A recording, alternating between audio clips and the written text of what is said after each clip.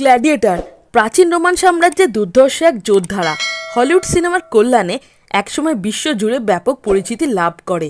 হিংস্র প্রাণী ও মানুষদের সাথে তাদের আমরণ লড়াই যদিও এখনও গায়ে কাটা দেয় অনেকেরই, শিহরণ জায়গায় শরীর জুড়ে।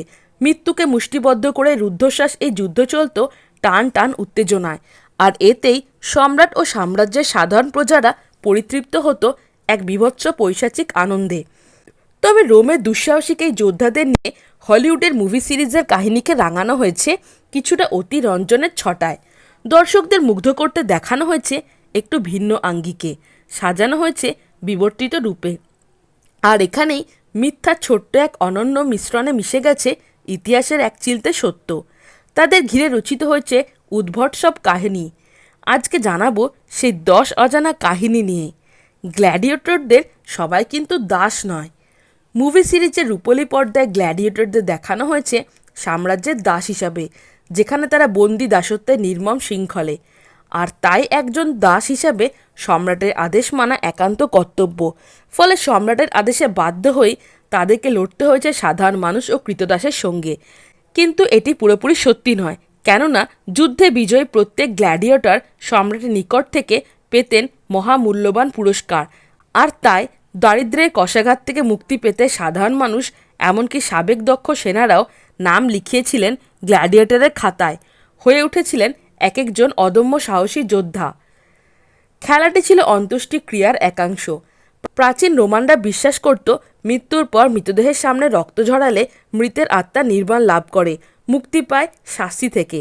আর তাই অভিজাত সম্প্রদায়ের কারো মৃত্যু ঘটলে সম্রাটের আদেশে আয়োজিত হতো এই বীভৎস খেলা, যেখানে দুঃসাহসিক গ্ল্যাডিয়েটরদের বিপরীতে যুদ্ধের ময়দানে নামিয়ে দেওয়া হতো সাজাপ্রাপ্ত ভয়ঙ্কর সব আসামিদের। সংগঠিত হতো এক রক্তক্ষয়ী বীভৎস যুদ্ধ। রোমান সম্রাট জুলিয়াস সিজারের রাজত্বকালে সবচেয়ে বেশি জনপ্রিয় হয়ে ওঠে এই খেলাটি। সম্রাট নিজেও মৃত পিতা ও কন্যার অন্ত্যেষ্টিক্রিয়ায় 100 জন যোদ্ধার এক সুবিশাল লড়াইয়ের আয়োজন করেন। লড়াই মানেই মৃত্যু অবধারিত এমন নয়। গ্ল্যাডিয়েটরদের যুদ্ধে দুপক্ষের সংঘর্ষে এক পক্ষ হারবে, পরাজয় বরণ করবে এবং মৃত্যুর স্বাদ আস্বাদন করবে। মুভি সিরিজে সাধারণত এমনটাই দেখানো হয়ে থাকে, কিন্তু রোমান ইতিহাস অনুযায়ী এটি পুরোপুরি মিথ্যা। কেননা সম্রাটের আদেশে নির্ধারিত হতো খেলার নির্মমতা, মাত্রা ও খেলোয়াড়দের মৃত্যু। কিছু কিছু খেলায় আয়োজিত হতো কেবলই আনন্দ বিনোদনের জন্য। সেসবে সুনির্দিষ্ট নিয়মকানুনের ভেতর দিয়ে যেতে হতো খেলোয়াড়দের, যেখানে খেলা পরিচালনায় থাকতো একজন সুদক্ষ রেফারিও। 2 জন খেলোয়াড়ের কেউ যদি মারাত্মকভাবে আহত হতো তখনই তিনি খেলা থামিয়ে দিতেন। তবে কিছু খেলার নিয়মই ছিল মৃত্যু পর্যন্ত লড়াই। বৃদ্ধাঙ্গুলি নামানো মানেই মৃত্যু নয়। কলোসিয়ামের ভেতরে চলমান যুদ্ধে গ্ল্যাডিয়েটরদের কেউ মারাত্মক আহত হয়ে মাটিতে লুটিয়ে পড়লে তার মৃত্যু নির্ধারিত হতো সম্রাটের সিদ্ধান্তে। কখনো কখনো নির্ভর করত দর্শকদের মতামতের ওপরেও। অনেকেই মনে করেন সম্রাট তার বৃদ্ধাঙ্গুলি নিচের দিকে দেখালে বিজয়ী গ্ল্যাডিয়েটর ছিন্ন ভিন্ন করে ফেলত তার প্রতিপক্ষের দেহ পিঞ্জর, কিন্তু বাস্তবে তা হতো না। কিছু ঐতিহাসিকদের মতে সম্রাট 2 হাতের ইশারায় কেবল নির্ধারিত করত তা। এছাড়াও সাদা রুমালে নাড়াচাড়া রক্ষা করত আহত গ্ল্যাডিয়েটরের জীবন। কলোসিয়ামে আয়োজিত হওয়ায় প্রথম দিকে যুদ্ধে অভিজ্ঞ যোদ্ধাদের পূর্ববর্তী খেলার বিজয়গাথা, সাফল্য, দক্ষতা ও অভিজ্ঞতার উপর একাধিক দলে বিভক্ত করা হতো। অতঃপর আয়োজিত হতো এই খেলা। পাশাপাশি প্রত্যেক দলের যোদ্ধাকে প্রদান করা হতো ধারালো অস্ত্র ও ছোরা। এইসব দলের মধ্যে সে সময় সবথেকে জনপ্রিয় ছিল থারেসেস ও মুরমিলুনস নামে 2টি দল। এছাড়াও ঘোড়ার পিঠে চড়ে ইকিউটিস নামক একদল গ্ল্যাডিয়েটর সবেগে প্রবেশ করত রণাঙ্গনে। তখনই হর্ষধ্বনিতে মুখরিত হয়ে উঠত রণাঙ্গন। হিংস্র প্রাণীদের সঙ্গে লড়াই করত। অদম্য সাহসী গ্ল্যাডিয়েটরদের ভেতরে থাকা একাধিক দলের মধ্যে অন্যতম 2টো হল ভেনাতোরেস ও বেস্টিয়ারি।